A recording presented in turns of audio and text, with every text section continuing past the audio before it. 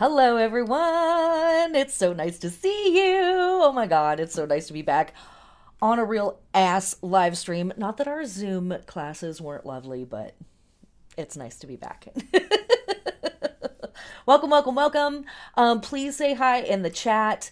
So glad that you could make it. So glad that you're here. We will get started here shortly. Just a moment.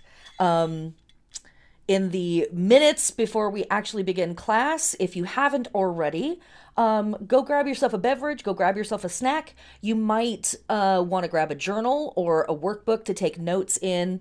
You might go get your natal chart. You might go grab a deck of tarot cards, light a candle, light some incense. Make it good for yourself. Make it good. This is, after all, witchcraft. So, let's do some witchcraft. Hey, Jen. Yay. Nice to see you. Thanks for being here. Hooray. There's a little bit of a lag between me and then what happens on camera and then what happens in chat. So sometimes it takes me a minute before I see your messages. All apologies. But we will get started here in just a second. Again, so many thank yous for everybody who is here tonight. And thank you for watching this to the future people who are out there.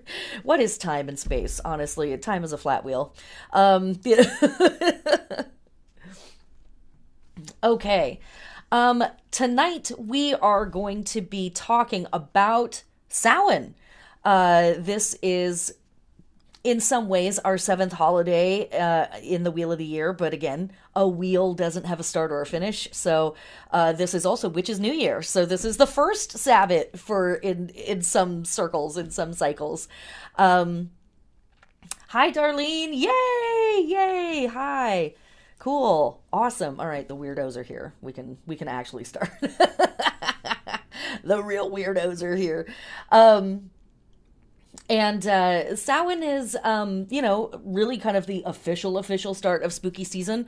Fall equinox, Mabon, is kind of the start of spooky season, but, pumpkin spice lattes kind of take the edge of the spookiness off a little bit. So, when we get to Halloween, it's like, okay, it's really spooky now. When we get to Samhain, it's like, okay, we're actually dying. So we're going to talk about all of the good stuff that I think is connected to Samhain season, stuff that I think is important for pagans to know, witches, heathens, and other folks. First and foremost, though, let me say, my name is Megan Angus. Hi, welcome. I am a witch, a weirdo, and somebody who has been really curious about belief systems and how they thread through human history. And I've been curious about this stuff my whole life. I'm very intrigued at where science and religion meet. I'm very intrigued by understanding, what it was that our ancient ancestors were trying to do. And I think of our ancient ancestors as incredible scientists as well as incredible myth makers and folklorists and storytellers and magical beings in and of themselves. And so in my years of study of witchcraft, I have found a lot of interesting information. I won't say that it's necessarily misinformation, but, And so a lot of this work has been born out of my own pursuit for edification on a lot of this stuff, my own want to know, and my own need to experience this stuff, at all versus, on my own terms. And so these classes have been born out of that. I've been teaching these classes since 2015 publicly.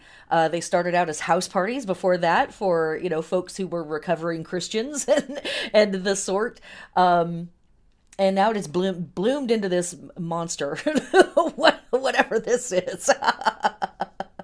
So thanks for being here and thanks for going on the ride for me, or with me, for me, to me, from me, whatever. Oh my gosh. My Scorpio grandma's birthday was on Samhain. Yeah, oh my God. Okay, that's pretty cool and like a little too on the nose, honestly, for the symbolism. It's a little too on the nose. Okay. Um, I offer these classes through Zoom and also here on YouTube for free, thanks to the incredible support of my patrons. Hi, Patty! Woohoo! Speaking of incredible patrons, these used to be classes that I offered through a really incredible bookstore here in Seattle, Washington called Mortlake and Company. If you are in the Puget Sound area and you have any occult interests whatsoever, please stop by this bookshop and art gallery. It is a one-of-a-kind gem, and we are incredibly lucky to have William Kiesel up here in the Pacific Northwest. He does a lot for our magical community. But I offer these classes here online, and I also have a weekly podcast called Spinning the Wheel Podcast, where we really get into the granular elements of a lot of the stuff that we talk about in these classes and witchcraft in general. I see clients, I do tarot readings and astrology readings. I have a Patreon, which I mentioned previously. Thanks to my patrons, these classes are free currently. If you support this work, if you think it's cool, you want to drop a tip in my tip jar, you can join my Patreon for as little as $1. Folks that sign up at the Venus level, which is $9 a month and higher, get access to the workbooks that I will be referencing to in this class, as well as an 8-week calendar with hundreds of holidays past and present for each one of the Sabbats that we work through. There's digital spells. There's lots of stuff in there. I don't know. You guys who are patrons, throw in the chat if you would. Eva, my second longest or third longest running patron supporter. There's some real heads in the chat tonight, folks. I would love to know what is your favorite thing that's in the Patreon bag of holding? Like, what is your favorite thing that I include from these classes? The workbooks, like, what is it? I'm curious. Okay. But I have a Patreon there. There's a lot of writing and videos and recordings and podcasts that end up on Patreon that don't end up in the public sphere. But I do have a website as well where you can go to sign up for my incredibly irregular newsletter. I put it out whenever I remember to, honestly, but it's kind of updates on what's going on with astrology and witchcraft and the Sabbats and whatnottery. I have this YouTube channel. You can subscribe here for updates on when my next videos are coming out. And I also have a little bit of merch these days over on Threadless. I just opened a store where you can get really cool altar cloths, journals, and Sabbat gift cards, which are actually pretty difficult to find. And those all feature illustrations from an incredible artist, Jessica Henry, who goes by Promethea Rising on Instagram. We've been working on a month-long Inktober challenge on Instagram. If you want to check that out, it's been a month of cryptids. We just did Loup-Garou today, which is the very spicy French Cajun version of the werewolf. Yay! I love the community too. Yeah, the digital spells. I have had so much fun doing the digital spells. Oh my gosh.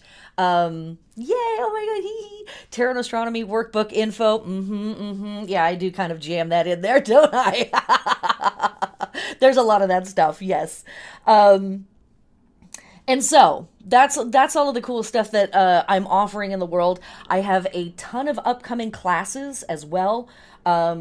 Depending on when you're watching this, I suppose. This is recorded October 27th, 2022. I'm sure whenever you're watching this, I have an upcoming class. Let's just be real. But in the month of November, I am offering a tarot plus astrology introduction. This is an overview of how tarot and astrology connect together, and we will be looking at our natal charts through the lens of tarot. I'm offering an altar building class that's kind of the fundamentals, the 101 of altar building, with a really fantastic store in town, Rainbow Remedies. Very excited for that. Doing a class on just reversals in tarot. We will have our November Tarot Circle coming up, which is a Patreon benefit. This is a free workshop that I offer every month for all of my patrons. We haven't decided what we're going to talk about this month, so I'm going to have to put up a survey on Patreon. and find out what you guys want to talk about this month. I'll also be doing a class on tarot helpers where we're talking about utilizing things like chanting and essential oils and crystals and color magic and things like that to facilitate our tarot readings, and a class on how to talk so tarot listens and how to listen when tarot talks, which is about asking better questions and learning to synthesize the information that comes from tarot. And then in December, I will have the Yule class. That's our next Sabbath that's coming up is Yule, and we'll have a December tarot circle, and that's going to be it for all of the classes that I'm offering this year. I won't be offering classes again until sometime next year. So if you're curious about any of those things, you can find out more on my website. That is the shill. Hi, Carter. Nice to see you. Yay, enjoying community and supporting your teaching. Thank you. Appreciate it. I met Carter earlier this year when I got to give my Litha lecture at a really incredible event called Litha Cascadia, which is a really fantastic music and cultural pagan event that happens every summer here in the Pacific Northwest. And I've performed there as a musician a few times with my band Thunder Grey Pilgrim. So it was really cool to be able to come back as in my witch form and give a lecture. A lot of Timothy Leary vibes or the equivalent thereof. Okay, that's the shill. That's enough of that. This class is being taught from Seattle, Washington, which is unceded ancestral Duwamish territory. The Duwamish are currently fighting for federal recognition. Isn't that amazing? We're one of the richest cities in the country, and yet the indigenous people who cared for this land before the white colonizers showed up still can't get federal recognition. I'm sure it's just a coincidence. If you'd like to support their efforts, you can go and sign their petition. They're close to 150,000 signatures. And also you can check out a group called Real Rent Duwamish and pay rent. You can also do a one-time donation to them. Or if you're not in the Puget Sound area, you can check out the indigenous groups that are local to you and find out if you can pay rent to those people for the land that you're currently living on. Little reciprocity there, I think is the word, right? Okay. Let's get into it. This is Samhain, Wheel of the Year, Witch's New Year, / the Third Harvest, / the Blood Harvest. Dun, dun, dun. Yes, it is the capital goth, capital spooky holiday of the year. Samhain is probably the most popular of all of the Sabbats. I would say that it's more popular than Yule, even. I'm sure some people would argue with me on that, but I don't care. Because I think that this is one of those Sabbats that is purely pagan. There are no Christian overtones, and yet this is a holiday that is celebrated around the world in both hemispheres, on nearly every continent. You will find people dressing up in costumes, merrymaking, mischief making, carving out pumpkins or other, assorted gourds that are victims to the knife, and I think that in and of itself is actually really important, because clearly there is something happening on this holiday that is universal for a lot of folks, and is important enough that people take the time to decorate their houses, decorate their cars, wear stuff to work, put a goofy outfit on their dog or their cat, take time to scare their neighbors, or freak people out or just be weirdos for a couple of days. And that, I think, is really important, that universality of this holiday. So what are we doing here at Samhain season? Well, first off, let me start with our wheel. Here we are. We have left Mabon, and we have ticked up to Samhain. Our next holiday will be Yule. This wheel is designed by Ryan Jack Allred, an incredible illustrator here in the Seattle area. Check out his website if you're looking for some illustration work. And at Mabon, or Mabon, excuse me, aka the fall equinox, we step into the heart of the harvest season. The harvest season really starts at Lughnasadh, over here on the far side of the wheel, and or Lunasa or Lammas. And we have the grain harvest then. That's the first harvest. And it's when the harvest season really begins to kick off for a lot of communities in the Northern Hemisphere. And then we move into second harvest, the fruit and veg harvest, which is Mabon or fall equinox. There's a lot of people around the world that call it Mabon. There's a lot of people who don't. So I will be saying both anytime I refer to it.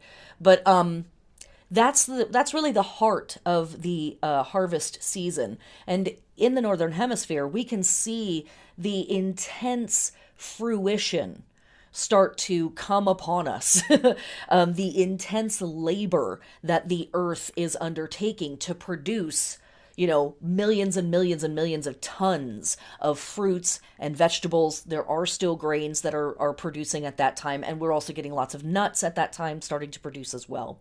And the earth is really sort of giving up its bounty at this point. And we have tons of beautiful festivals and holidays celebrating that work and that effort. But then we move another 6 weeks into the cycle, and now we step into Samhain season. And Samhain is the third harvest. Why is it called the third harvest or the blood harvest? A couple of reasons. But the chief reason being that a lot of the grains have stopped producing altogether. And at this point, a majority of our fruits and vegetables have also stopped producing, or they have slowed way down. Yes, there are still some crops that are being pulled in, especially when we're talking about squash and gourds and some of our beans and stuff like that. And we certainly have lots of nuts that are coming to harvest at this time. But the majority of the harvest has already been pulled in.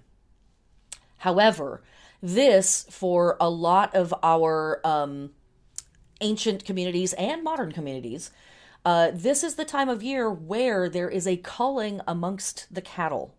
And there is sort of a reckoning in these communities where they have to decide which cattle are going to be kept through winter and into spring of next year, and which cattle or which herds are going to be thinned, and which animals are going to be slaughtered, partly for their meat, so that it can be salted and cured and eaten throughout winter, the rest of fall and winter and into spring, really. Partly for their leather and the other amazing parts of the animals that are going to be utilized for a variety of different tools and uses throughout the year. But partly because there's only so much grain, right? Some of the grain that was pulled in is going to humans, and some of that grain is going to go to these herds, to these cattle. And depending on how successful or not the grain harvest was, that is a big determiner on how many of these animals are going to be carried through winter and into next year. So if the grain harvest was really fantastic, this might be a small culling. But if the grain harvest was not good, there might be a reckoning of really having to acknowledge a lot of these animals. We are not going to have enough food for them. They're going to starve to death if we don't kill them now. It's brutal. It's kind of a cruel fact, or I don't know that I necessarily want to use the word cruel, but it is a tough reality for those communities that eat meat and for those communities that subsist on these cycles. It's a stern reality that has to be faced every single year. I know that the vegetarians and the vegans out there are like, it doesn't have to be this way, and it doesn't have to be this way. If you have the means to support yourself through the end of fall, winter, and into spring without eating meat, then yes, you can decide to work with this conversation in a different way. But a lot of folks, where they are in their evolution, they don't necessarily have access to those resources. Okay, be that as it may. Because of this culling, this is the blood harvest, and a lot of blood is spilled at this time of year through a type of necessity. Okay, so given that happy symbolism, it's easy to understand how we sort of step into this being the season of death and transition and, all of that stuff. But even without the culling of this cattle, here in the Northern Hemisphere, we are literally watching the world die. We are watching the natural order undo itself. What it is to grow food and to expect return from our plants, it stops. Animals are not breeding. And so there are no new rounds of babies being born. That also means that animals like cows are not producing milk, or they're producing significantly less milk because, again, they're not making babies right now. So everything in the natural world starts to shut down and undo itself, or stop. And if that wasn't enough, also here in the Northern Hemisphere, the days are growing shorter and shorter, and the nights are growing longer and longer. And with that, the sun is rising later in the morning, it's setting earlier in the evening, and it is lower and lower in the sky every day. The temperatures themselves are getting colder and colder. And so everything is starting to cool off and shut down and slowly grind to a halt. And this is the only planet that our species has ever lived on, as far as we know, anyways. And our biorhythms are intrinsically tied to this pattern. Our biorhythms are intrinsically tied to this pattern, deeply affected by this shift. And I believe that a lot of our folklore, a lot of our religious practices, a lot of our myths explaining what's happening to our deities are attempts for ancient folks to understand this process and be able also to explain it to each other and to explain it to new generations as folks came up in the world, to say, hey, prepare yourself because the golden hour of summer ends. And we have this whole period where we cannot rely on the earth to provide things for us. We have to figure it out ourselves. We have to work together, or things go bad really, really fast. So this is the season of, as I said, death, transition, deities that go on their underworld journey. And in this work, we are also reaching out to our ancestors. We're doing personal shadow work. There is a big element of purification and protection, and also a deep celebration of life and rebirth through death. So let's talk about this stuff a little bit. When we are in this place, as I said, we're seeing the sun die. The change of hours of the day become radically different, especially depending on where you are in the Northern Hemisphere. The closer you are to the equator, there still is a shift between summer and winter, but it's not too extreme. The closer you get to the pole, the more radical or extreme this shift is. And at one point in the year, if you are high enough up on the pole, the sun simply stops rising, and it is night. Night for day and night for night. It's just night. And it is this, expanse of darkness and this expanse of cold that's really kind of unforgiving in some ways. And we begin to see the natural world and the natural order changing shape. We see animals change color. A lot of animals disappear as they either are eaten by other predators, or they go underground to hibernate. So there is this incredible shift.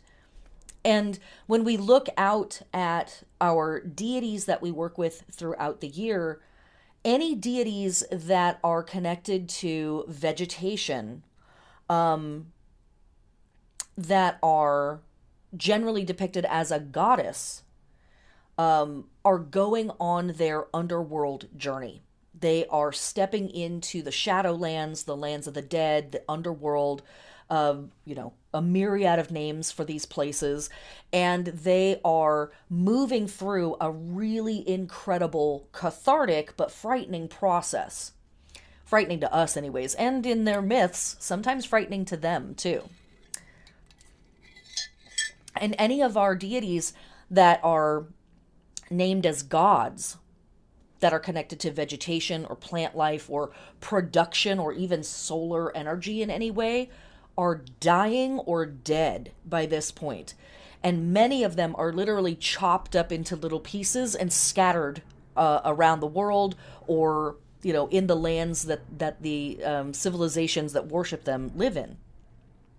So it's a pretty radical, right? It's a pretty radical shift from going to temple or going out to the forest or going to the beach or whatever and witnessing deity as this massive, all living, all encompassing idea, to this thing that's sort of being subjected to something, just like we are sometimes subjected to something that is an immovable force or an irreconcilable force, a thing in the world that's just like, it is what it is and there's nothing you can do about it.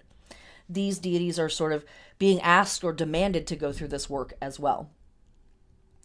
So in this, again, our witches' work is really focused on death and transition, the death of the physical world and the transition of the physical world, as well as the transition of our emotional body, our physiological body, our psychological body, and our physical body to whatever it is or whomever it is that we need to be to get through the lands of winter and the time of cold stillness that we are facing.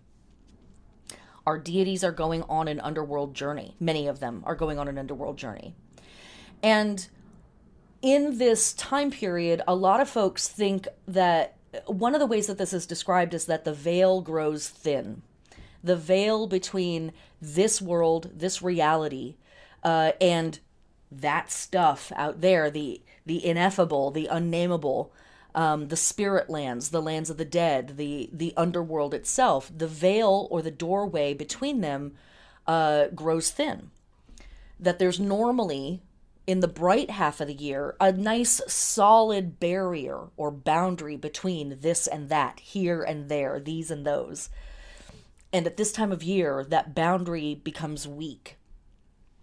And many entities and deities and beings that exist over there come to visit here, or at least have a night or two that they can pass through and come and be in this space here. And so this is an incredible time for doing ancestor work.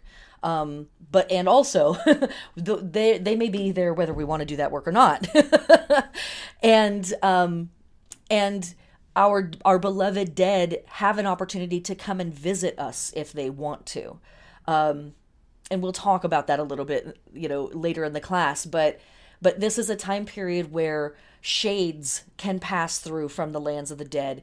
Old ghosts may pass through from the lands of the dead and can come with messages. They can come with warnings. They can come just to come, and sit by the fire and eat some cookies and enjoy some shit for a while and then, move back to their natural place, which is there in the Shadowlands. And also, a lot of folks make a practice of calling on their ancestors who are willing to come and visit to help, to ask for advice, to ask for guidance, and to ask for the future, a glimpse of what is to come. How hard is winter going to be? Is there something really dire on the horizon that we need to plan for and that we need to prepare ourselves for? What do we need to do to get through this? In that, there can also be a lot of venerating of our ancestors who went before us, who met these challenges and kept us alive while they were on Earth. So our ancestor work at this time of year is incredibly important. Again, it's connecting us to these wisdom sources, whether they were, whether we're saying thank you for getting us through previous winters, or we're asking them for help on how we're going to get through present and future winters. And in that stuff, and aside from that stuff, also shadow work is something that's really being asked of us in this. Because we are, in many ways, going to have to rely on each other to get through this dark time. Now, am I only talking about Samhain? Hey, you decide. Maybe I'm not, right? And it's even truer if we think of it in the larger metaphor. We have to rely on each other. We have to weave together like a tapestry, I think, at this time of year. It's a symbol or an image that keeps coming back to me as I do my magic work, this go around the wheel in particular. And the image of the tapestry is something that comes to me a lot, but for whatever reason, it's really come on strong in Samhain season this year for me. That we are all threads in this tapestry, and we must weave ourselves together with each other, and rely on each other to get the job done, but to protect each other. Where one thread is a little weak, another thread is going to be strong, and vice versa. And so here too is where our shadow work becomes really, really important, because if we have a gripe with somebody, if we have something that's heavy weighing on our conscience, if we have something that is funky, that is weighing on our heart, we cannot carry that stuff into this dark time of year, because it just gets darker and funkier and heavier as we go in. It's that kind of stuff that makes us feel alienated from each other. I can't tell them about this. I have shame around this. I have guilt around this. I can't be honest here. It makes us defensive. It makes us paranoid. Maybe they're hiding. If I'm keeping secrets, maybe they are too. And our shadow work is specifically there to assist us in calling ourselves out on that really yucky stuff. It helps us pull it up from the bottom of the cauldron and see it and name it and reconcile with it. Now, we might not perfectly get rid of it. We might not be like, oh, wow, I've had all this shame, but la la la, I did a ritual for Samhain and now I'm all fine. No, probably not. But naming it can disempower it. Naming it can neuter it, and neutralize it to a great effect. And also naming it, especially if we are brave and we name it out loud with people that we love and trust, they might say, me too. And then we know, oh, I'm not the only one struggling with this. Many of us are struggling with this. Okay, I'm not a weirdo because I have this issue. I'm a weirdo for plenty of other reasons. But I'm not a weirdo because I have this guilt, or I'm not a weirdo because I have this shame. I'm not a weirdo because I'm paranoid about this, or I'm defensive about this. Lots of folks feel this way. Let's work on that. Let's talk it out. And even if we don't talk it out, we at least have that sense of camaraderie of, I'm not alone in this struggle. And I think in all of the places where we can do that kind of work with ourselves for each other, we are healthier as individuals, and we are more empowered as members of our communities. A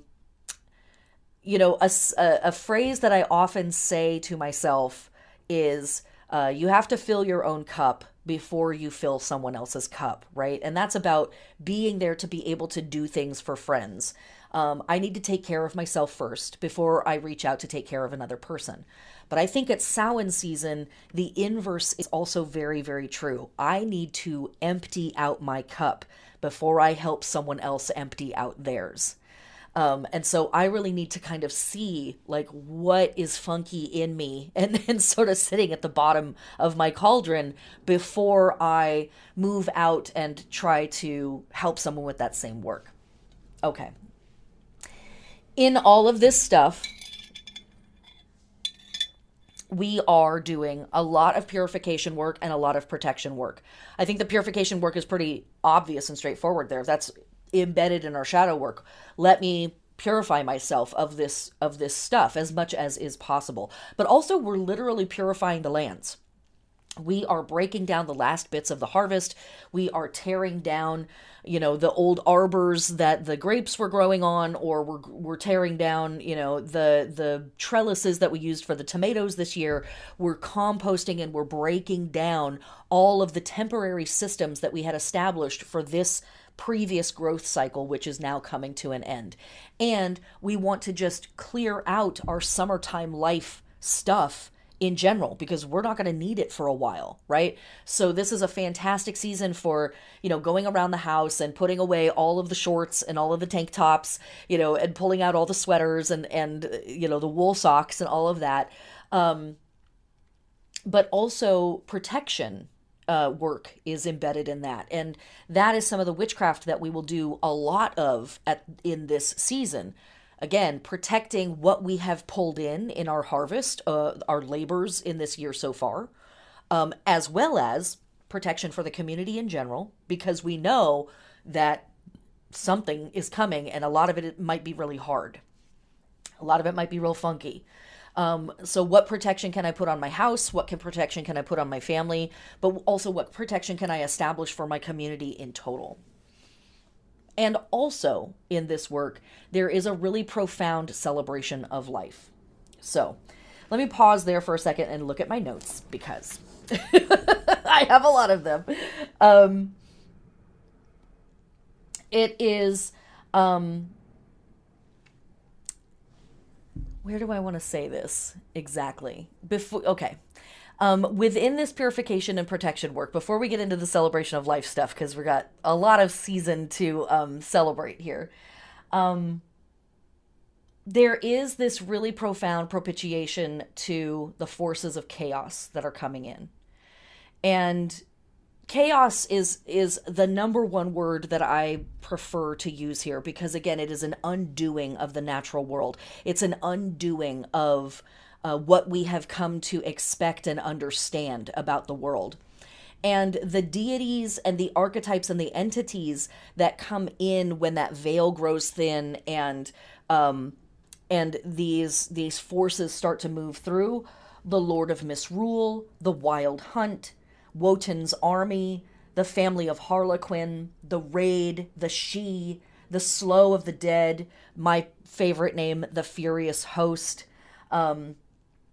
And these are all psychological and mythical and, to a lesser extent, spiritual representations of these otherwise unnameable forces that are coming in and sort of tearing apart what we have come to expect about reality.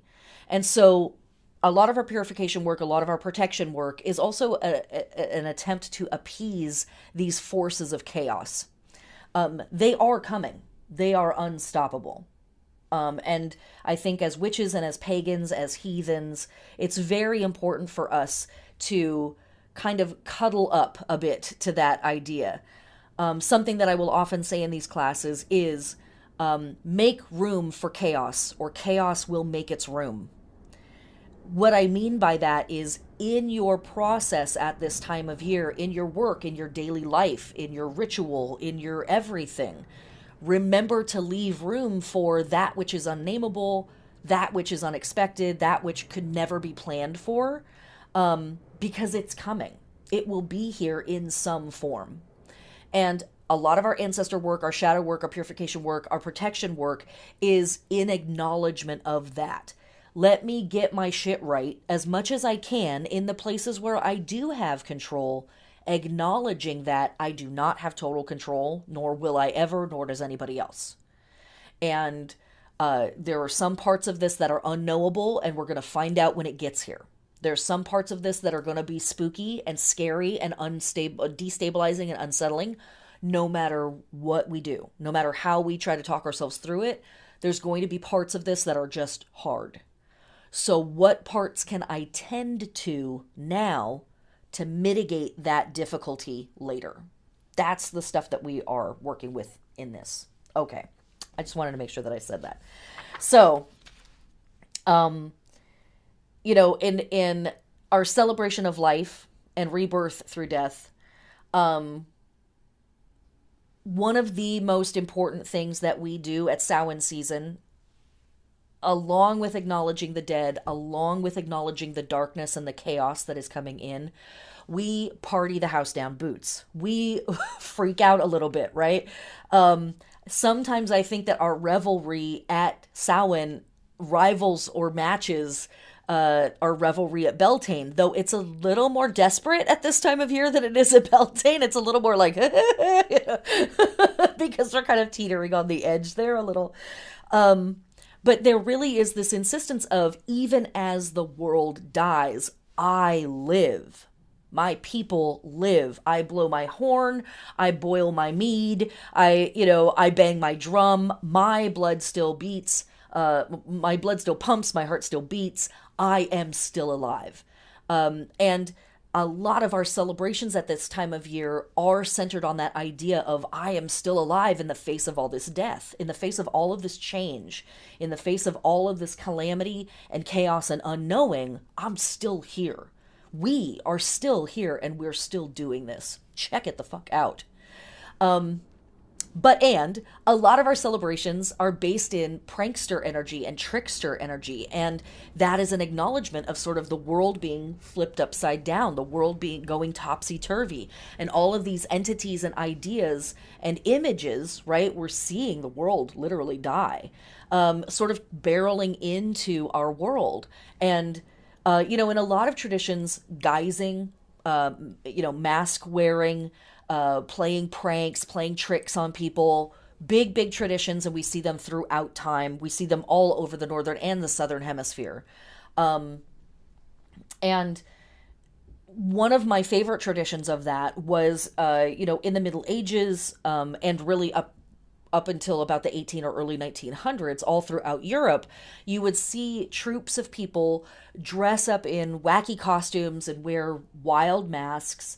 And it was partially thought that that was a means of disguising themselves as they went out on these evenings. If there were goblins afoot, we could just blend right in. No big deal, right? The goblins are not going to know that I'm not one of them. I've got my goblin mask on. No big deal. Like, I'm just trooping along with the demons and the ghosts. They're never going to know. So a means of protection, right? A fun but vital, potentially, means of protection. But also that these troops of folks would go to door to the homes of rich folks, and they would sing.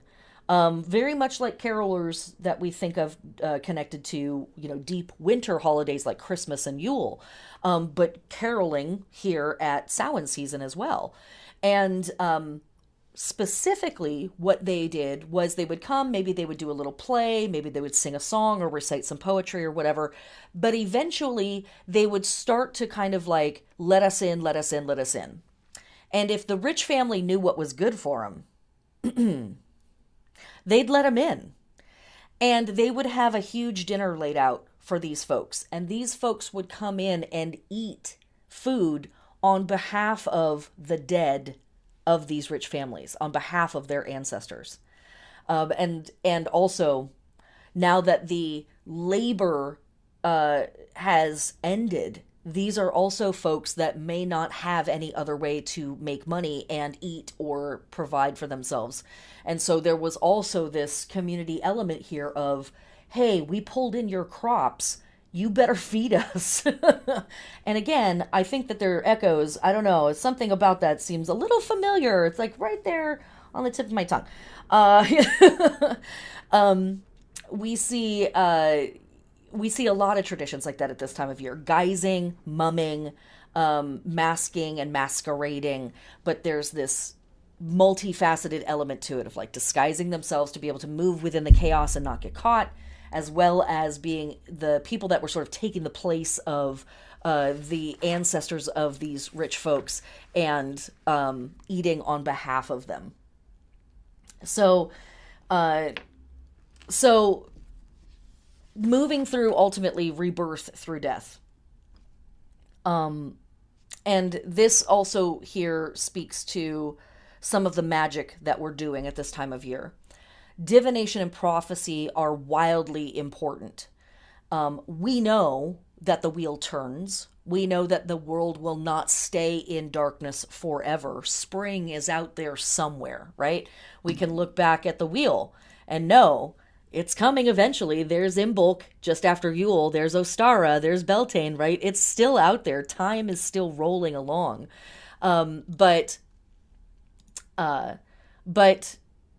it's a ways off, right? And in a lot of ways, winter is thought of or described as a time out of time or a timeless time during Saturnalia, which we'll talk about in the Yule class, but during a lot of the holidays that that are connected to winter solstice, there is this portion of time that's just not marked on the calendar. And the new year takes a minute to get started. So there's something about, like, we're heading down into the dark, and we're heading down into a place where we might have to sit there for a minute. And so divination, prophecy, really, really big deal. But embedded in the idea of divination and prophecy, sure, there's maybe a little paranoia, right? But there's also a hope for the future. If I genuinely believe I'm going to die this winter, why would I divine about how to get through the winter? Why would I try to contact ancestors for advice on how do I get through this hard time? Unless I felt some hope that there was in fact a way to get through and past these hard times. And so that insistence is also here as well, embedded in all of this celebration of death, as well as a deep celebration of life. There is this idea of rebirth through this death cycle, this opportunity to come to rest and then wake up and start again. Okay, so as we look around the world, well, not quite around the world, but as we look back through time, these are some of the more popular names for this holiday, aside from Samhain, which is New Year, as we've said. In many pagan traditions, Samhain starts the year for witches. This is the beginning of the year. And I love that we're beginning the year at basically the darkest time, or just about the darkest time of the wheel, right? It's only going to get darker to winter solstice, and then it goes up from there. But there really is something about that. There's something very womb-like about that, and I don't mean that in any kind of a gendered way, but there really is something about starting in the very darkest place, right? The darkest heart of the soil, and then we grow up from that place. Third harvest we've talked about, blood harvest we've talked about, Devil's Night and Spirit Night. These speak to that prankster energy, that mischief energy, the trickster energy, and again, both from the place of recognizing that there is this great flip, this great upending of reality, and, you know, what was alive is now dead, and what is dead, I guess, is coming back to life. Okay, that's not the normal order of things, but also an acknowledgement of, you know, even if these forces are impersonal, they're still difficult to deal with. And, you know, what can be done to appease them, and what can I do to kind of disguise myself within them? An acknowledgement, again, within Spirit Night of, like, the idea that a lot of our dead are coming back to visit, even if it's just for an evening or what have you. The Day of the Banshee and the Feast of Saradwin and Belly. Day of the Banshee, well, Susie and the Banshees, obviously. No, kidding. Or am I?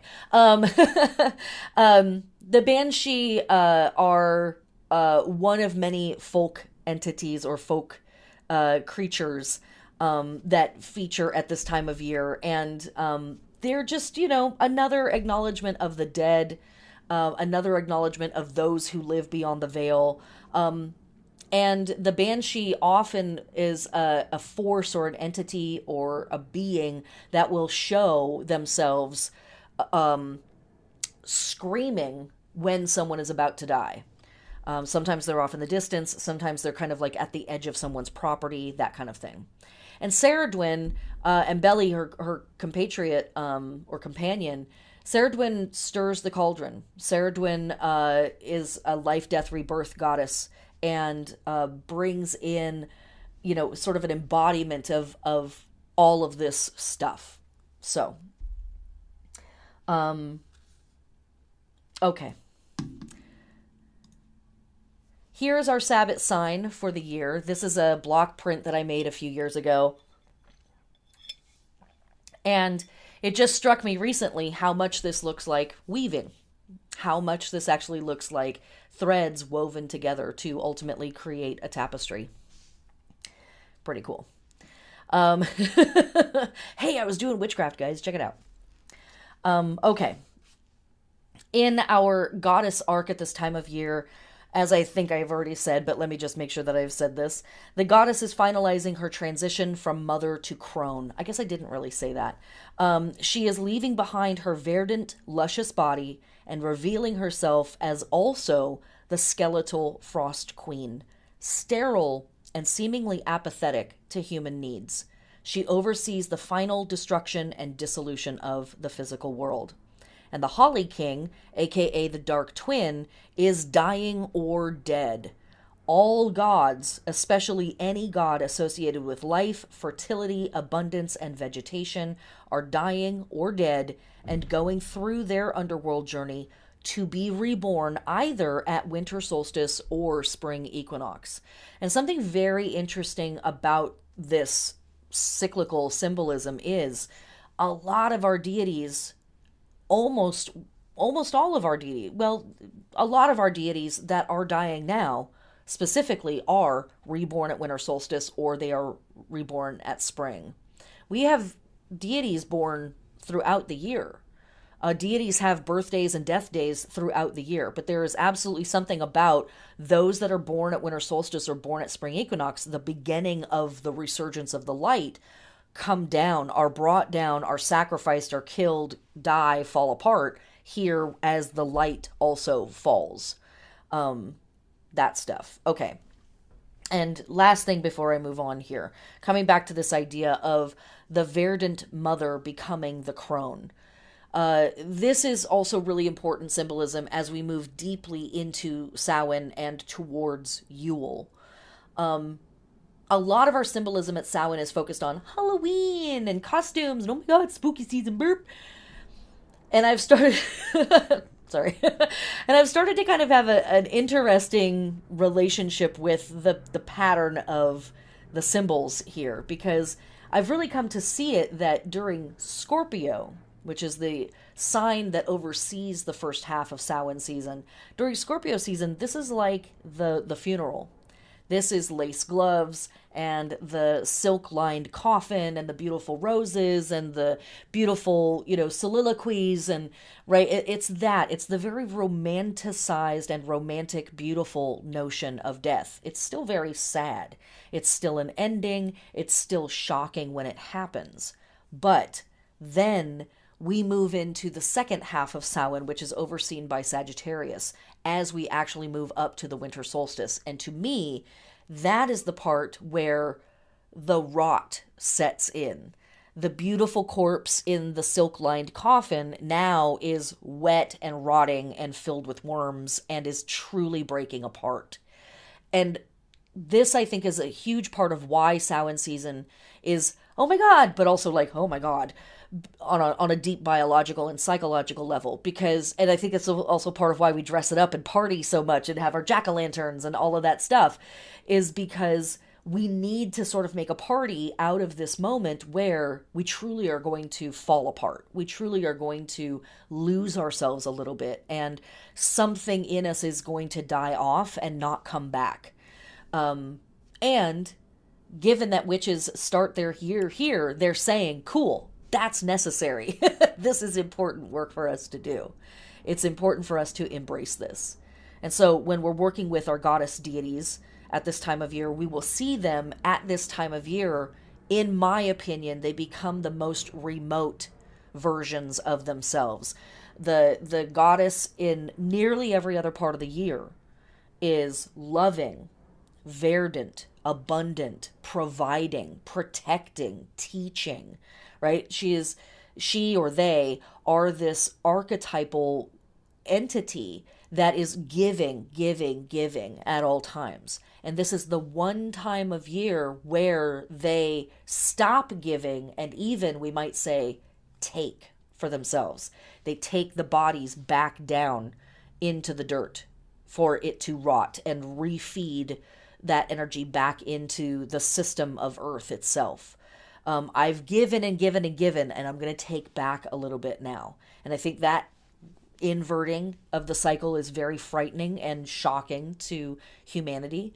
And even if the goddess isn't taking back, she stops giving. And she becomes very remote. She's very frosty. She's very chilly.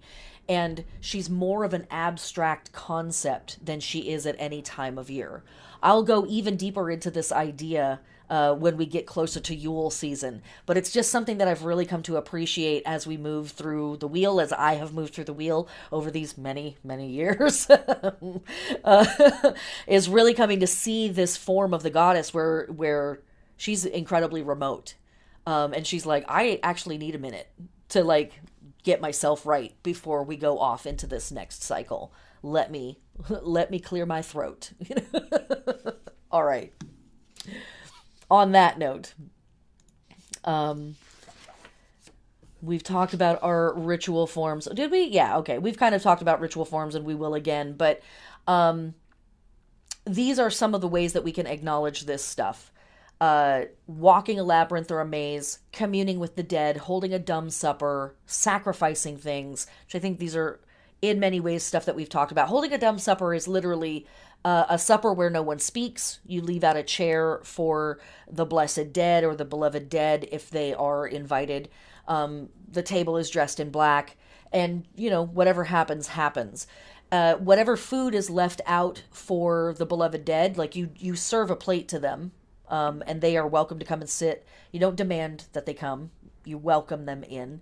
But whatever is left there then is taken out to crossroads and left as an offering at crossroads near your home as a general blessing and a general appeasement to who or whatever it is that are walking these roads at night in this time.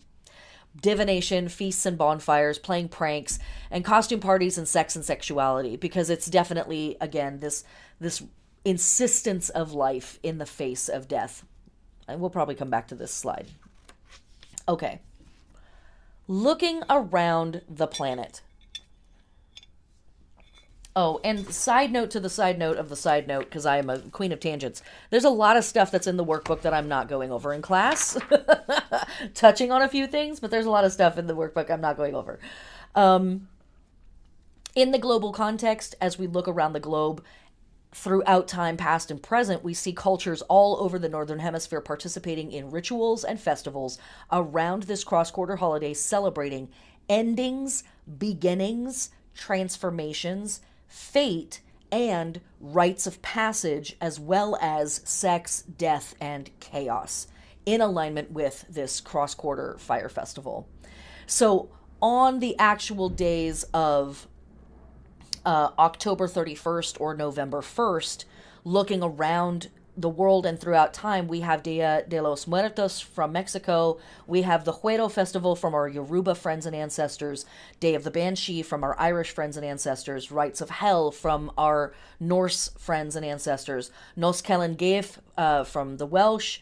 The Feast of Baron Zamedi or Zamedi from our Vodun or Voudon friends. The Descent of Inamna from our Sumerian friends. And New Year's, aka the Descent of Ishtar from our Babylonian friends. And other holy days that occur during the scope of Samhain season. We have Thesmophoria from our Greek friends and ancestors, which this year, Thesmophoria actually happened at the very end of Mabon season, not quite into this one, but it helps break it down. We have Transgender Remembrance Day, which is a global holiday. Nick Nevin, which is Old Celtic New Year, which falls on Solar Samhain, which we'll talk about here in just a second.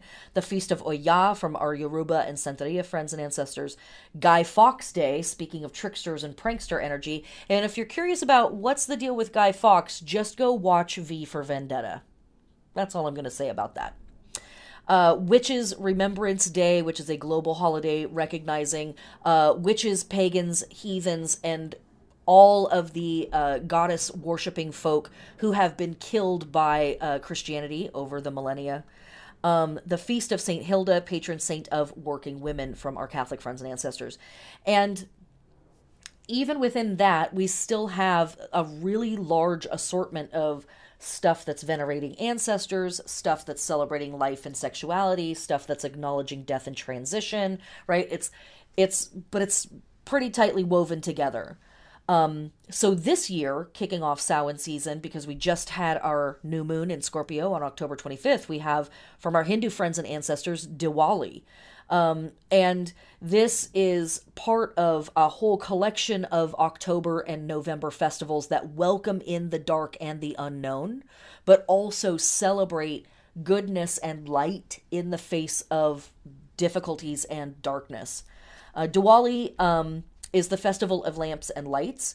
This is a New Year's type of festival, so yes, another New Year's element here, ushering in the dark half of the year. Hindus will spiff up their houses, hang lights, and buy a new piece of clothing or bring something new into the house, which I think is a really cool tradition in whatever way you can afford to do that. It does not have to be expensive. It doesn't have to be ostentatious. It's simply that energy of bringing newness in to acknowledge we're stepping into a new piece of the wheel or a new year of some type. We have the Aztec Day of the Dead, along with, of course, Dia de los Muertos from Mexico. We have Kali Puja from our Hindu friends and ancestors. Along with Diwali, there is the celebration of Kali, who is the great destroyer goddess. But of course, Kali is not just the destroyer. She is a great goddess. So she births the world into being. She sustains the world, and she ends the world when she sees fit. We have the Feast of Hecate at this time of year. We have Wu Wu Chim from our Hopi friends and ancestors, which is a new fire ceremony. It's dedicated to Masao, the god of death, and Earth Mother, Spider Woman. It's a 16-day festival, so it basically lasts half the lunar cycle. It's an initiation rite for young men, and it's sort of centering on this, like, bringing in life, but also bringing in death at the same time. And of course, we would be remiss if we didn't mention Krampusnacht, which happens at this time of year as well. And Krampus is an incredible combination of all of these symbols woven together in one being. Very demonic, very demonic in the most, like, goblin kind of goofy way, right? But very trickster, very prankster, very winter time. But also this, like, let's spice up life. Let's get out there and get crazy. But it's because we're a little scared, but also because this is fun. And it's all of that stuff. I absolutely love Krampus, and you should too. He represents the old dying god, like Crom Dub, who we've talked about over the last few Sabbats. The energy of life and death, order, chaos, trading places, which is a big part of our symbolism that we work with at this time of year. So, moving into the astronomy, we have, first off, 2 or 3 big meteor showers that happen this time of year, and they happen for a few months, both of them. The Orionids start in October and run through November. The Leonids start in November, but there's another, the Taurids, I don't know why I don't have it on here, but the Taurids start in September and run all the way through December. And what we find is a lot of our lamp lighting ceremonies, as well as a lot of the clusters of ancestor worship ceremonies, happen at the same time that our big meteor shower occur. So, pretty cool symbolism there.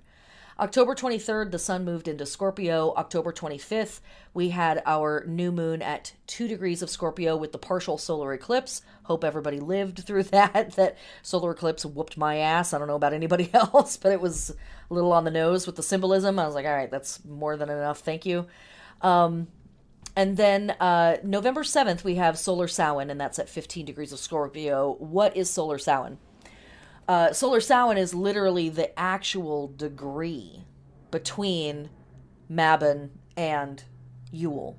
When the sun, well, us, in our orbit around the sun, reaches the literal halfway point between those two things. And what's very interesting is when we go back through old calendars, we find that Samhain and this death day, in like Nick Nevin and all of its different forms, was often actually worshipped or witnessed on November 6th, 7th, or 8th, which is generally where solar Samhain would fall. So a whole week later. And this gives me an opportunity to go off on yet another tangent. Um, with One of the questions that folks ask me a lot is, when am I supposed to celebrate? What is the right time to celebrate? And that's a very subjective question, or the answer to it is very subjective. It really depends on what you're trying to do. If you are trying to do a ritual that is tied to a very specific degree of a sign or a very specific phase of the moon, then your timing is important. It really does have to happen in that hour or even in that minute. And with science that we have now, with apps that we can download to our phones, we can literally map out the sun and moon's movements to the literal minute or even the second. So you can be as exact with that if you want to, or as you want to. But the ancients had similar sciences, but not maybe exactly as accurate as ours. But they were able to measure things to a quite a finite degree. Do not doubt the capacity of our ancient ancestor scientists. Um, and and yet, some of these holidays are about timelessness, and some of these holidays are about ushering in a season. And so for me, with a holiday like Samhain, just the fact that it used to be celebrated a week later than what we now think of as the traditional day, for me is a real big indication of like anywhere in this region is a fine time to do this stuff. Or do you gravitate towards the new moon? Do it on the new moon that's closest to this. Do you gravitate towards the full moon? Do it on the full moon that's closest to this. Do you work Monday through Friday and the weekends are more appropriate or convenient for you? Do it on the weekend. To me, it's much more about recognizing that you want to recognize it and then making space to do that wherever that makes sense for your life. If you are trying to do a spell or a ritual that is tied to a very specific event, then yeah, you might have to wake up at 2:35 in the morning to like get your thing going, right? That's what's up. But I feel like being uptight about this stuff takes away from the spirit of it. And being loose with it, being forgiving with yourself, and acknowledging I can't do this at Monday at 8:30. That doesn't work for my life. But this Friday, that's perfect, and I can do it all weekend. Cool, great, excellent. But and also, especially with a holiday like Samhain, like what are we talking about here? Some pretty heavy stuff, right? We're talking about making room for the dead in our life. We're talking about pushing into our own shadow work and our own like real spooky psychology and emotional realms. We're talking about acknowledging and witnessing the biological shift of the literal physical world dying and what that's doing to us. That's heavy work. And I don't think that we can get it done in a single night. I don't think we can get it done in a single week. I don't think we can get it done in a single turn of the wheel. And so recognizing, wait, I don't have, this isn't just one night. This is weeks and weeks and weeks that I have to acknowledge this, to work through this symbolism, to sit with it, to meditate on it, to journal, to witness it, to witness myself moving within it. To me, that is way more profound. That's way, way more powerful than making sure I got my ritual done on October 31st at 9 p.m. And and again, that's my bias from working this stuff for as long as I have. Listen to your will, listen to your intuition, go with your gut. But also, if you haven't heard that before, there's also this suggestion of this is not work that has to be finished in an evening, nor do I think you can finish this in a single evening. Give yourself space to move in this place. Give yourself time to sit in the dark and to slowly invite in the ancestors and slowly make room for the dead and make room for chaos. Because again, we have to make room for chaos or chaos will make its room. So knowing that we have Solar Samhain on November 7th, I hope releases you a little bit from that constricting, like the Western world is like, damn it, we've got to be on time. The calendar says stuff, so it's, fuck off calendar. I deal with multiple calendars. You are not the most important of them. All right, on November 8th, we have our full moon at 16 degrees of Taurus and a total lunar eclipse. So we are within the eclipse window during Samhain season. Our our lunar nodes are in Taurus and Scorpio, and so our nodal work, that astrological work, is a thing at this time of year, and it has extra heavy emphasis for us during Samhain season. It might make some of this stuff a little more clear for you or a little more acute for you. Know that wherever the nodes are is where we're going to have our eclipses. The nodes move backwards through the signs. So eventually the nodes are going to move into Aries and Libra, and then they're going to move into Pisces and Virgo, etc., not the other direction. But, as we'll talk about momentarily in the astrology section, check your natal chart and look at what houses in your natal chart are connected to Taurus and Scorpio. They are getting a lot of emphasis at this time. Okay. November 22nd, the sun moves into Sagittarius in tropical astrology. November 23rd, we will have our last new moon of fall at 1 degree of Sagittarius. And then December 7th, we will have our last full moon of fall at 16 degrees of Gemini. And as we move through, thinking back to our holy days, you'll note that they really stack up on these moons, or they stack up on the heliacal risings of these fixed stars, which I didn't go into because we're going to go into them in the podcast each week. So I'm not going to go into it now. But you know how I am about the fixed stars. There's so much information there. They're so spooky and cool. But we'll talk about those in the weekly podcast coming up. But note, when you look at your calendar in the workbook, how much, especially at this time of year, our holy days stack up on our lunar days, full moons, new moons, waxing and waning crescents, as well as on our heliacal risings of our fixed stars. There's a lot of alignment there. And then you'll see a lot of days that are empty or nearly empty throughout the rest of this cycle.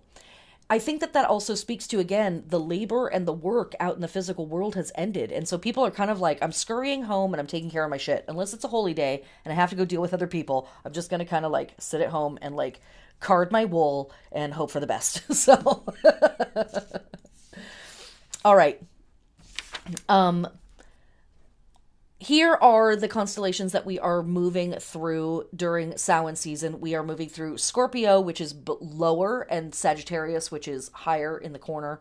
This is east to west. It's such a weird thing. East to west. There we go. That was really hard for me. And this is where the sun is traveling approximately during the sky. And these are the fixed stars that we are going to be encountering. Okay. Coming into the astrology of this time period. And again, as I've said, there's lots of stuff in the workbook that we are not getting to in the class. During Samhain, we are moving through Scorpio and we're moving through Sagittarius, as I just said. So we're going to have our new moons in Scorpio and Sagittarius. We're going to have our full moons in Taurus and Gemini. And as we move through Scorpio, we are witnessing sort of the last rays of sunlight dwindling, right? And Scorpio oversees this transition period of sex and ultimately death. We're faced with the stark issues of sex, death, and reconciling what we are learning from our shadow. And so Scorpio season is really focused on diving deep into that work. And then we move into Sagittarius. And we will have our last new moon in Sagittarius at 1 degree, November 23rd, and our last full moon of the year at 16 degrees of Gemini. And these are some journaling entries that I encourage you to work with on these moons. To read momentarily from the book. Samhain is the witch's new year, and there is an opportunity to hit the reset button on personal and spiritual matters. Forgive.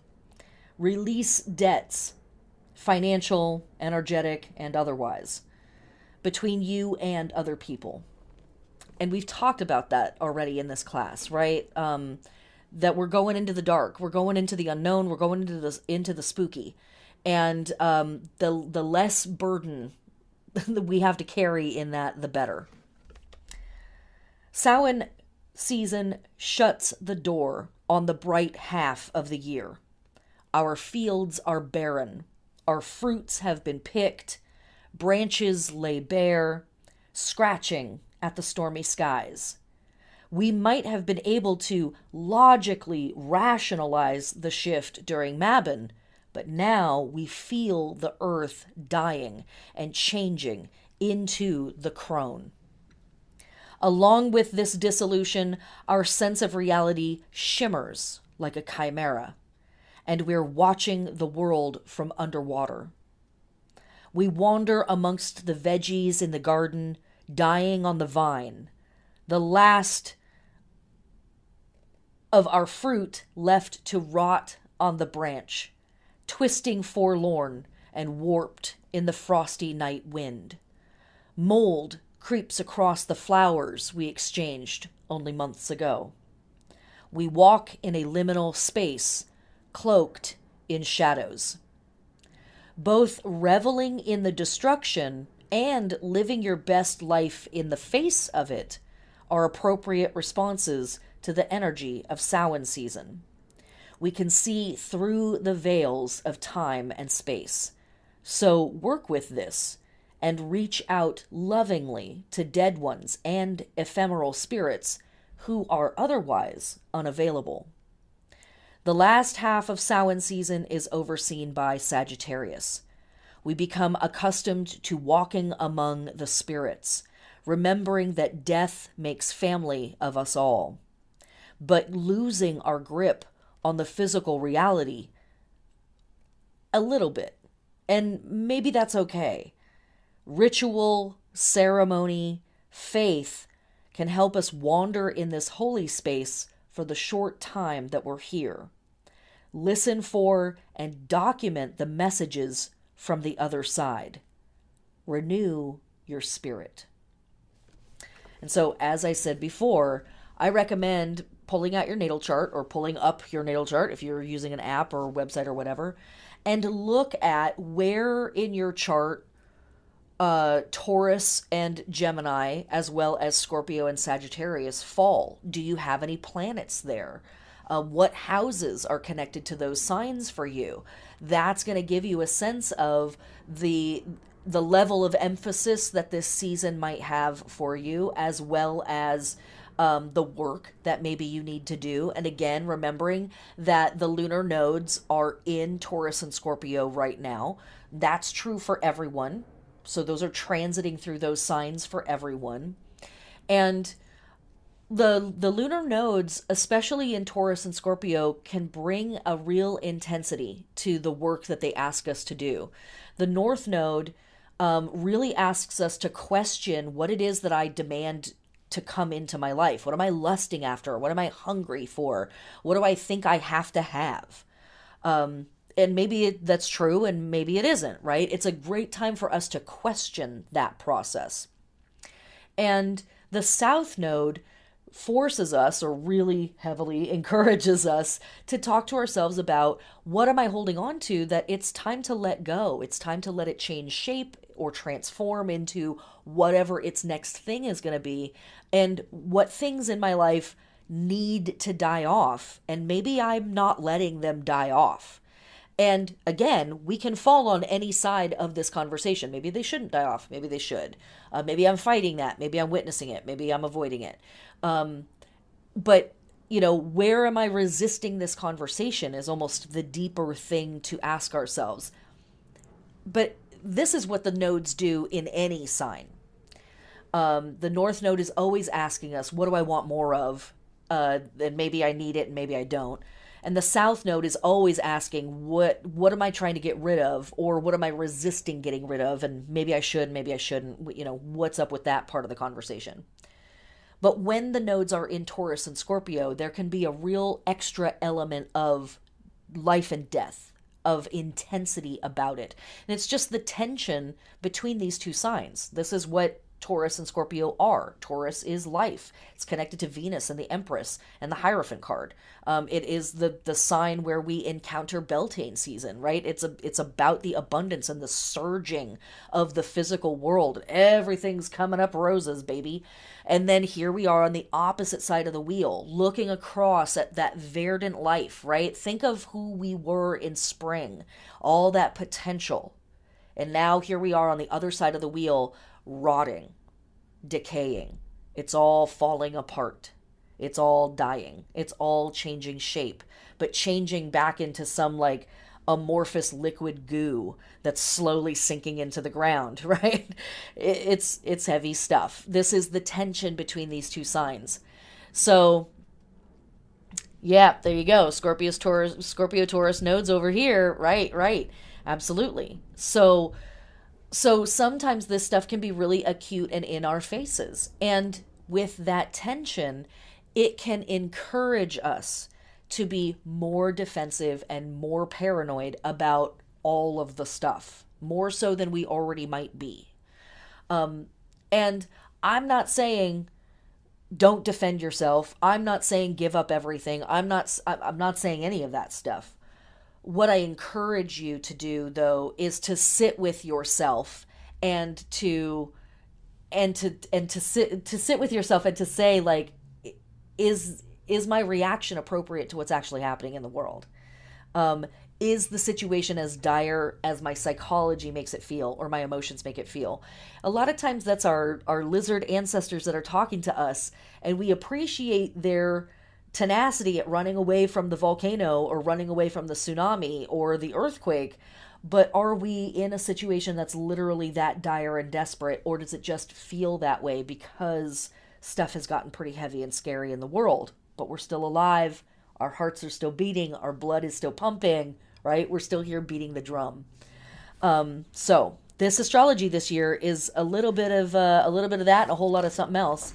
The other thing I will say about the astrology this year in particular is stay hydrated, but also October 30th. And I may actually go back and change this on the Sky Guide and include it. October 30th, Mars is going to station retrograde in Gemini. So Gemini energy, right? But Mars is the ancient planetary ruler of Scorpio. And it is stationing retrograde October 30th, the day before Samhain. So, you know, from a completely neutral standpoint, Mars's stationing retrograde here is giving us an opportunity to renegotiate and reorganize and reevaluate within ourselves. What am I fighting for? What am I passionate about? You know, what deserves my drive? What deserves my fight? What deserves my passion? Am I placing that in the correct, you know, view in my world? Is this going to stuff that deserves it, basically?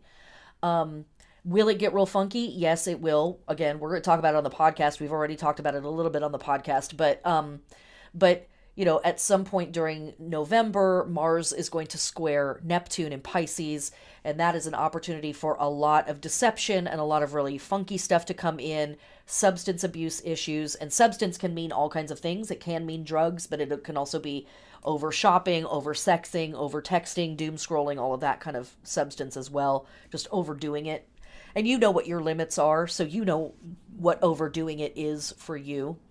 But generally speaking, this is a whole season where Mars is a planet that we sometimes can work with at this time of year, and Mars is going to kind of have like the gone fishing sign up.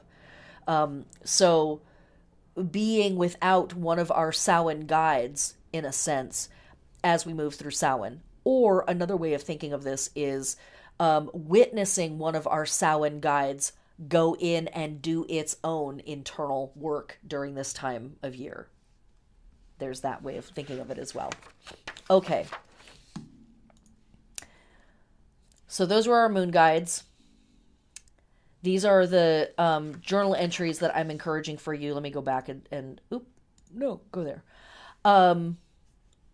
For Scorpio on the new moon, which we already had, but you could do this anyways. It was just 2 days ago. Wait. There we go. If you have not already, now is a great time to engage your shadow work. What is your rage? What is your fear? What is your helplessness? Again, not stuff that we're going to get done in a single night, right? This is spicy stuff. And with all of the journal entries and the meditations that I recommend in this, one of the things that I really recommend is get yourself a journal and write these journaling suggestions, each one at the top of a page, and just write them all out at the beginning. And then whenever you feel like it, you can go back to your journal and you already have these prompts ready to go. And then you can just flip open to a page and start to explore. For our full moon on Taurus, in Taurus, a week or so from now, this harvest moon has been intense. We've pulled in much karma. On this moon, eat good food, wear fantastic clothes, enjoy your house, and enjoy your body. And, journal on that idea of what is it to be alive in this time? What is it to be alive in the face of all of the tremendous shit that we've faced in the last several years? This is a wild ass time to be alive on Earth. And, this is a great night, even though we have an eclipse on this day. This is a great time to really sort of, I'm still here, bitch. That thing. And then when we move into Sagittarius season, for our new moon in Sagittarius, describe an epic journey that calls to you, that would push you out of your comfort zone. It can be in any landscape, internal or external. So this is really, I'm asking you to just think about, an adventure or a journey that would push you beyond your comfort levels, your comfort zone. Maybe that's internal exploration, maybe it's external exploration, but just describe that to yourself. And then for our full moon in Gemini, in December, describe the generations of your family that you know about using only adjectives. So just coming up with lists of adjectives that you know, or that you would use, or maybe that other family members have used to describe your family. Later, we're going to come back to this list and work with it, not during Samhain season, but during another season. So this is work for the future. I dare. Okay. Moving on to some archetypal helpers for us in this season.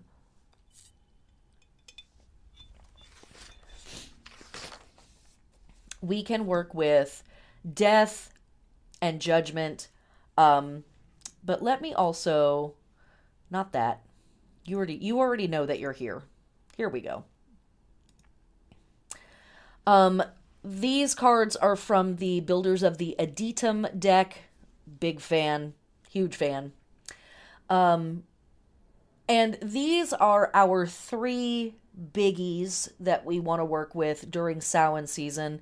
We also can work with the Temperance card, which connects us to Sagittarius, and the Wheel of Fortune card, which connects us to the planet Jupiter, which is the planetary ruler of Sagittarius. I don't have a slide for those. We're going to talk about those later in December. That might be our December tarot circle. I honestly don't remember because I'm teaching 743 classes and I don't remember what I planned.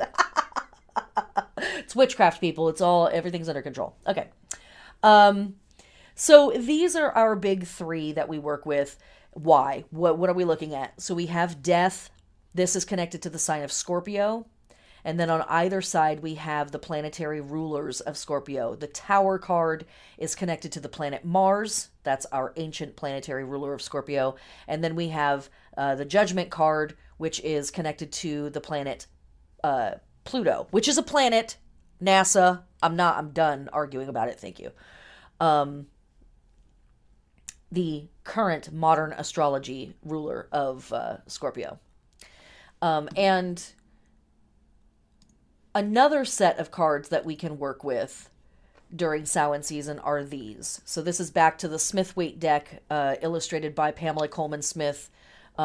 Incredible illustrator.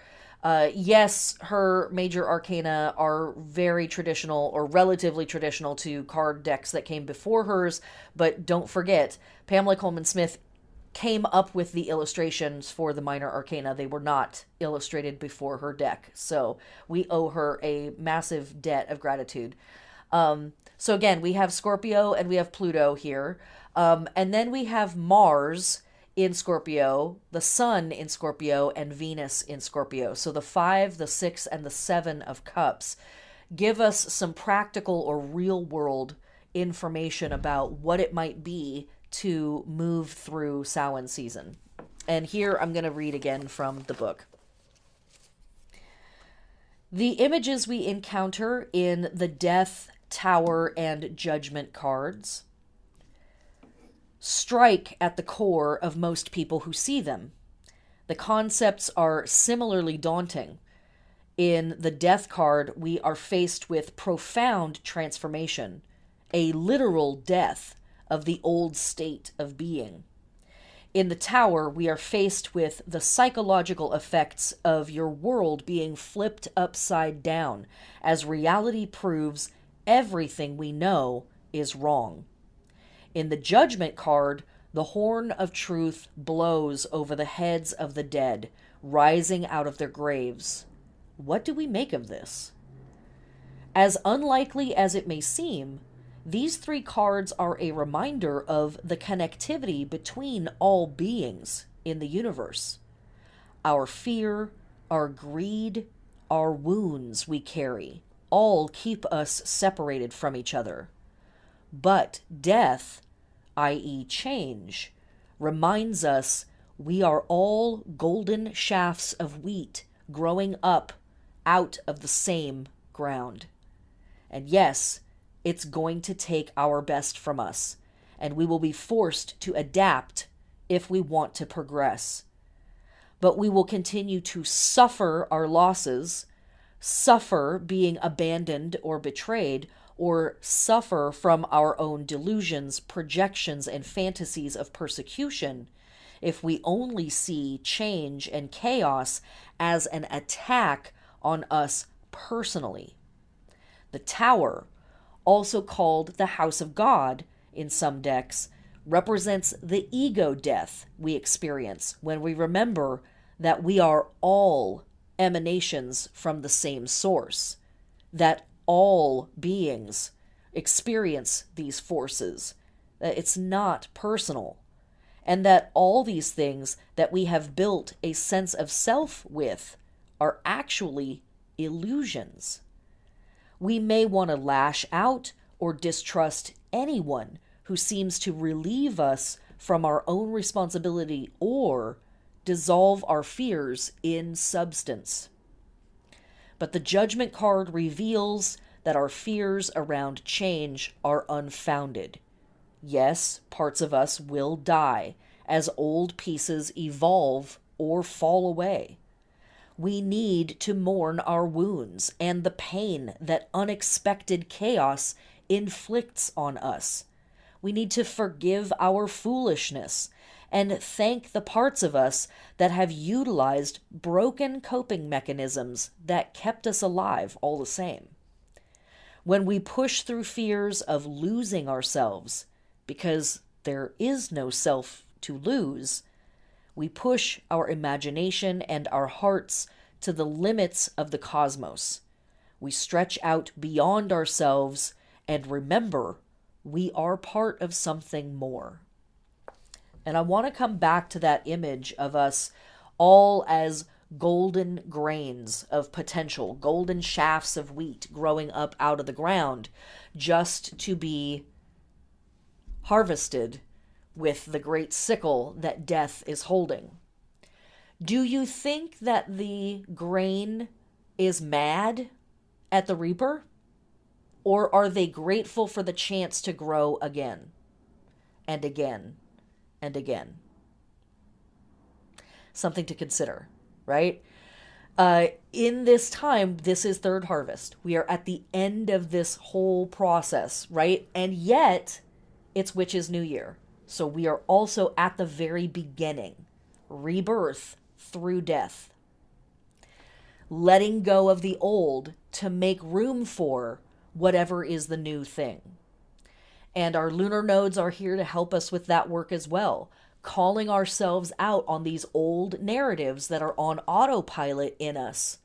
And instead saying, wait, I question myself. I'm questioning these things that I think are so certain about me and who I think I am as a person. Maybe it's time for me to let go of some of these narratives. Maybe it's time for me to let the lightning bolt of truth knock my crown of ego off my head and wake me up to my actual reality and my actual potential. And when we go through that process, as we see in the Judgment card, we wake up to something that our past almost looks like it's somebody else's life when we really allow ourselves to move through that. Looking at the minor arcana here, they are here to help us in this process. Even though these are three, cards that represent some kind of difficult places, we need to mourn our losses. We need to allow ourselves to feel the pain of the things that have changed beyond our control, the things that we've left behind, the people that have died, the ways of life that have died, all of the work that we've put in this current cycle for it to just rot back into the ground. It's okay to mourn all that stuff. But eventually we do have to turn around and celebrate what is still working, what is still alive. The two cups that are upright in the Five of Cups with Mars and Scorpio. And then with the Sun in Scorpio, there is an opportunity for, some weird shit to go down. But generally speaking, this is a place where we want to kind of wake up to our heart's vulnerability and move back into that place of, basically what I was saying at the beginning of class. I have shame, I have guilt, I have frustration, I have things that weigh heavy on my heart.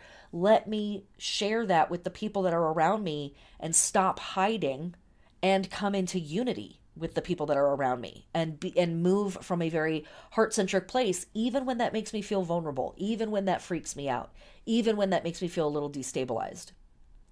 And ultimately, Venus in Scorpio is the underworld journey, right? Just because we've said these things doesn't mean that we're in the clear. There's still hard work to do before we get to the easy part. And I think that's part of why we're ending with the Seven of Cups, is it's not like, oh, I said the thing, I went to therapy one time, I'm fine now. No. Sometimes we have to take 2 steps back before we take a step forward. And so, the Seven of Cups here is saying, and as you push into this work, things get murkier before they get more clear.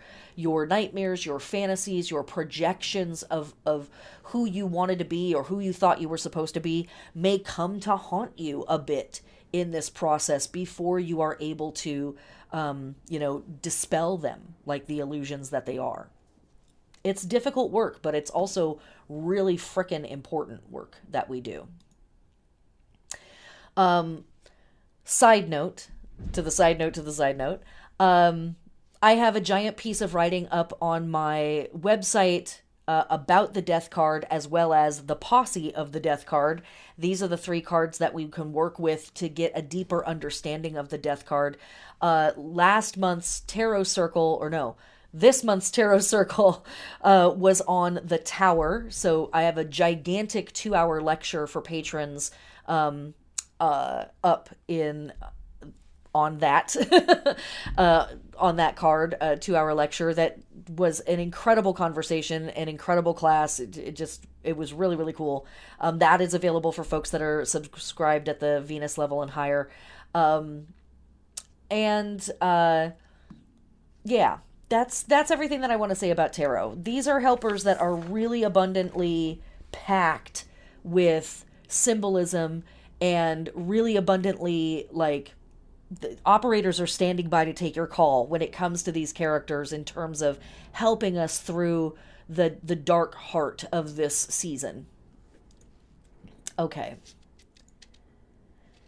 There's Temperance and the Wheel of Fortune. After we've moved through all of that spooky stuff, we have these characters who are like, cool, now that you've thought about changing, now that you've talked to yourself about this really intense work, now it's time to actually do that. And so just real casual, no big deal. I'm going to tear your soul apart. Cool? Cool. No, you're not ready? Too bad.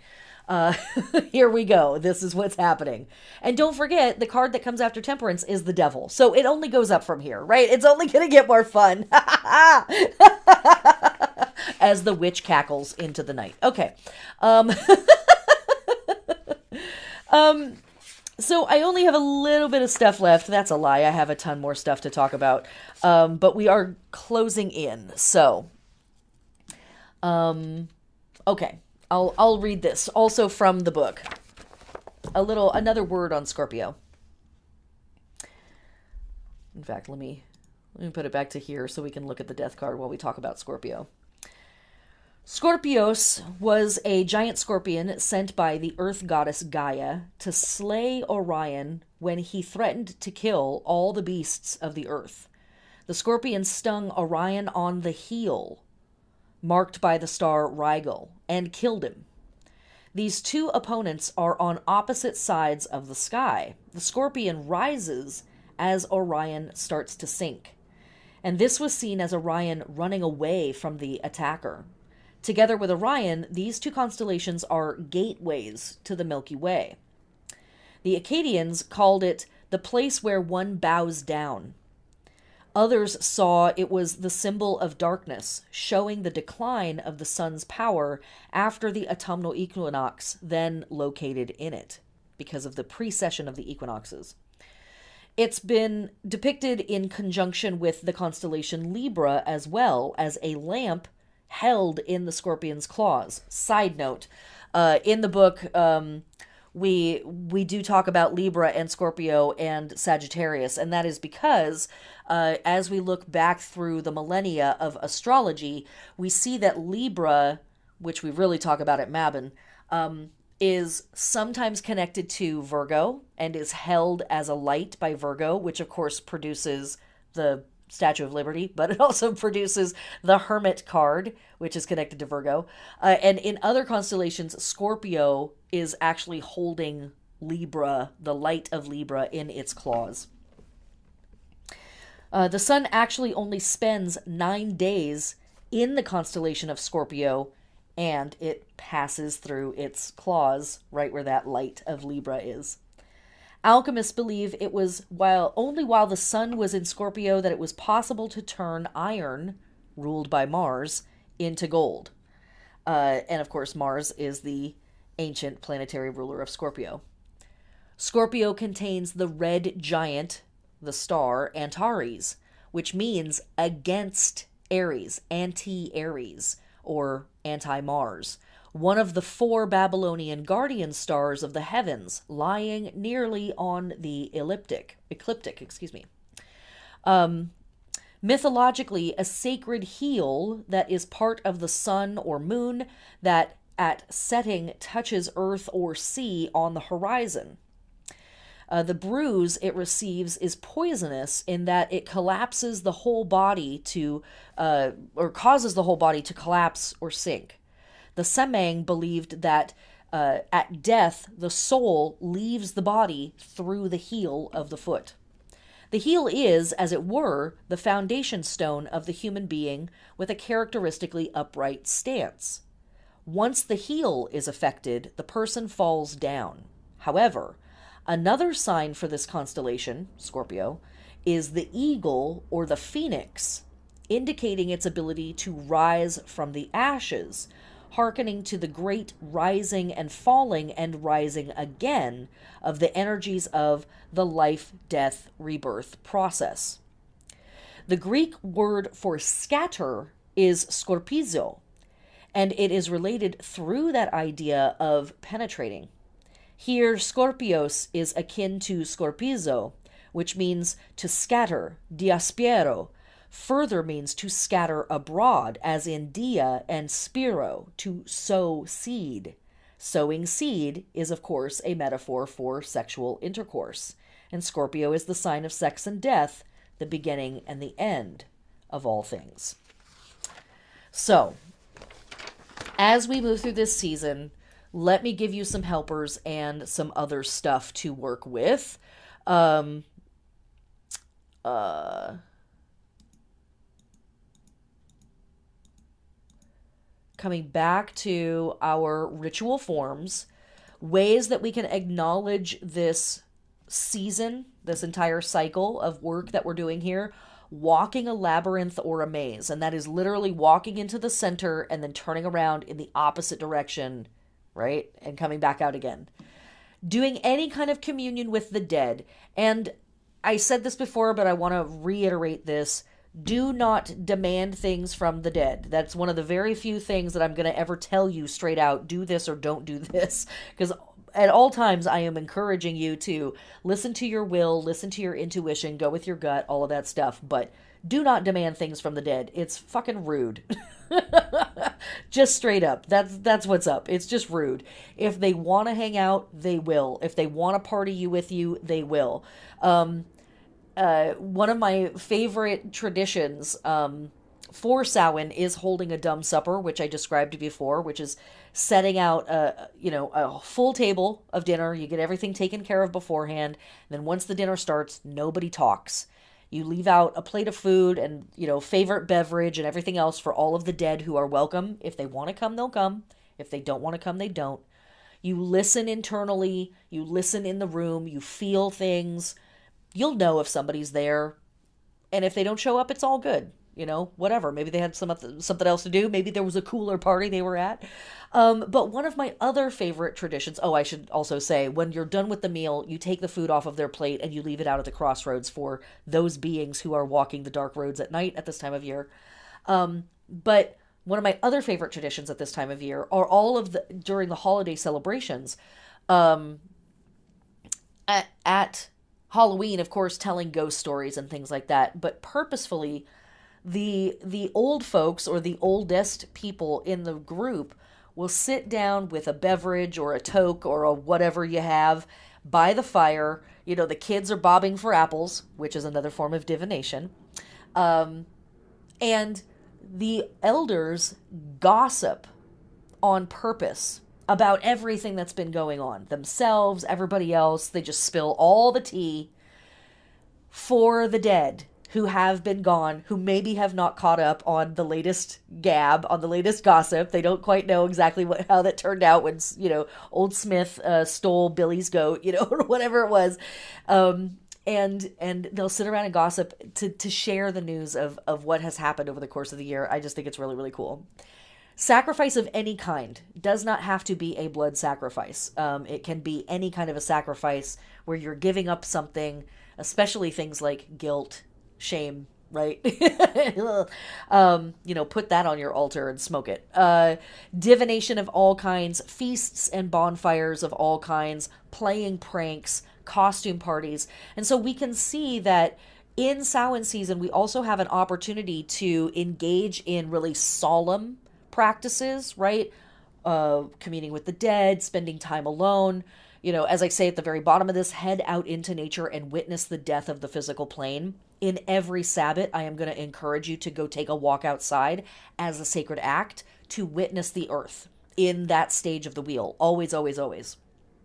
But we can also see here that, there is a very solemn element to this holiday. There is a place of this where reflection and meditation and grief and prayer and, reflecting on the dead and all of that stuff is really important, really necessary, really appropriate. But we also see that there is a really appropriate element to partying and being rambunctious and crazy and wild and getting dressed up and just, burning it out a little bit and getting a little crazy. And these are both really necessary forms of this holiday. So here also, as I was saying earlier in the class, here's another reason why it's important that we give ourselves the whole season to experience Samhain and not try to jam it all in on one night. Because, some of this stuff is really in contradiction to each other. But the season itself, sex and death, life and death, darkness and light, all here. Endings and beginnings, all here, right? Rebirth through death. Here are a bunch of magical workings. This is a traditionally extremely potent time of year to do witchcraft and spell crafting. We will also talk about this in our season's Spinning the Wheel podcast episodes. But literally every kind of magical practice is appropriate and really beefed up at this time of year, for sure, for sure. Okay. So, for those of you who are building altars, for those of you who are doing stuff around the house, you can work with things like gateways, spirals, skulls and bones, spiderwebs, labyrinths, masks, and brooms. Here is a list of some appropriate food and drink. Pomegranates, of course, freshly roasted nuts, all of our squash, pumpkins, apples, cakes with lucky tokens, another divinatory system that we see from Samhain through Yule all the way into Imbolc season when Carnival and Mardi Gras kick in.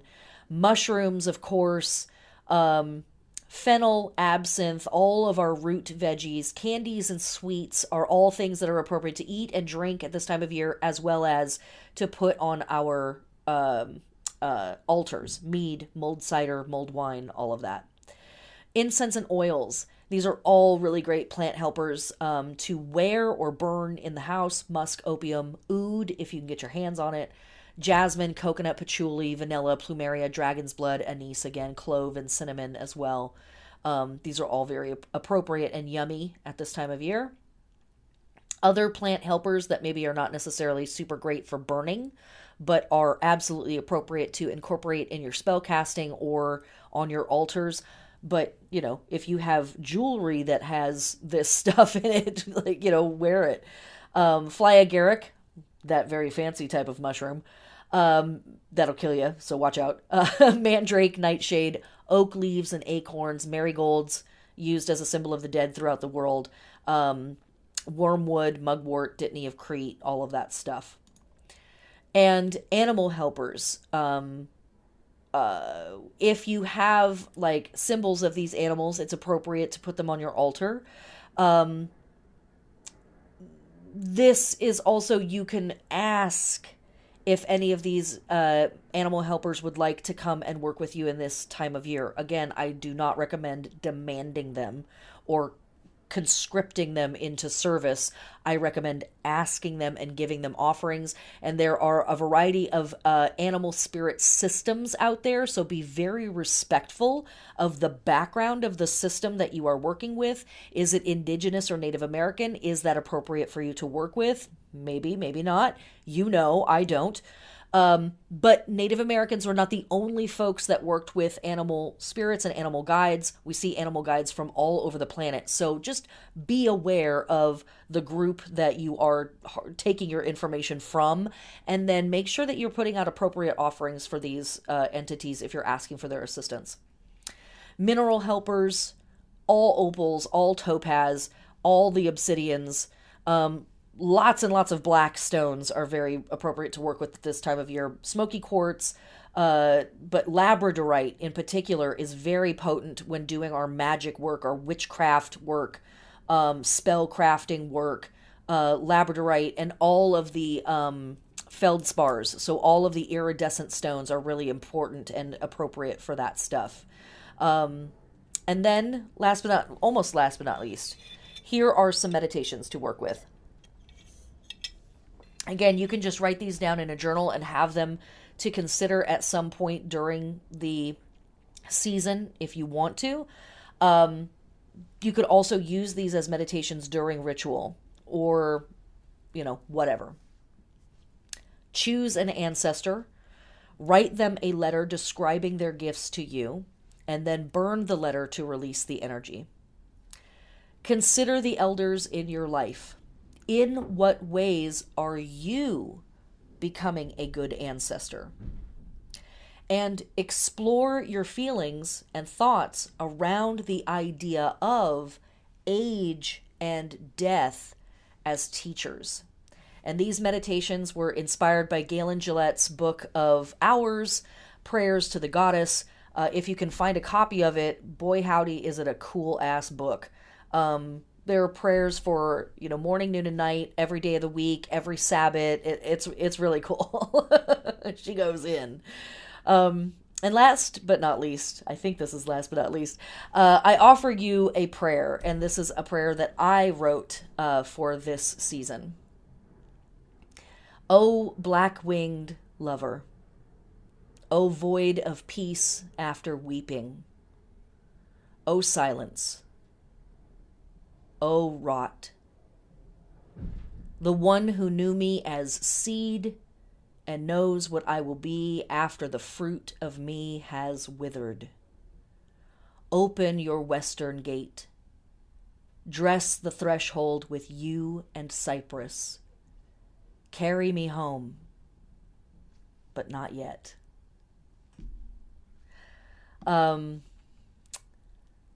Last but not least, let me say thank you to my patrons. Oh my God. Oh my goddess. Oh my gods. You guys have gone bonkers, okay? A third of the patrons that I have joined this year. Kind of blowing up. It's kind of freaking me out. I have over 70 patrons now, and I don't know what to do with you all. I'm gonna have to make a new graphic to fit everybody's name on here. It's been really cool. I am so honored to do this work for you all. Like I said at the beginning, I thought I was just doing it for myself. Turns out there's other people in the room. And I am incredibly inspired to bring more and incredible stuff in 2023. I know we're not there yet, but I'm already thinking about it. And I just am really thrilled with the community that we're building. I'm thrilled with the work that we're doing together. I'm really thrilled with all of it. It's just been really fantastic. So thank you so much for your support. These classes, again, are free. These Wheel of the Year classes are free because of the support of these frickin' weirdos right here. This whole collection of spicy bastards. Thank you so much. And that is our class. Thank you so much for joining me for Samhain, a 6-week guide to Witches' New Year. I hope that this has been edifying. I hope this has been inspiring. I hope that this has kicked open some doors for you to go do your own research, to find what your own lineage is in these magical practices. What did your family members do? And what traditions do you want to build for yourself, your family, your community going forward? I hope this encourages you to dig into your shadow work. And I hope that I hope that you are brave in this work. There is something that I try to remember to say every year for Samhain, and it is this. If there are devils to be met on the Underworld Journey, surely they will come from your own heart. It's not out there, it's in here. And so the more that you can come into loving peace with yourself, the more that you can come into sitting at the bottom of the cauldron with your own darkness and your own murkiness, and then recognize, I'm not alone here. In fact, we're all here, and we've all always been here. The more you allow yourself to become a good, strong thread in the tapestry and in the weft of humanity and your community. So, thank you so much. Okay, that's the class. Thank you. And now, because there's a little bit of lag, I'll wait if anybody has anything to say in chat. Otherwise, thanks for being here. Blessed be.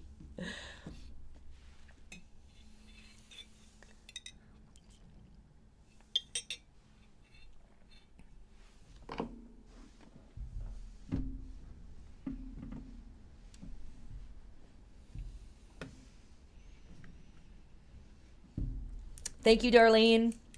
Thanks for being here. Appreciate you.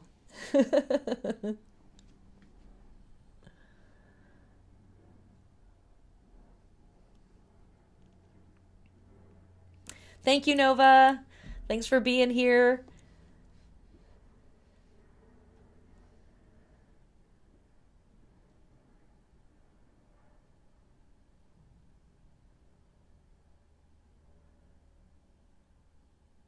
This has been I'm just stoked to be back doing live stream again.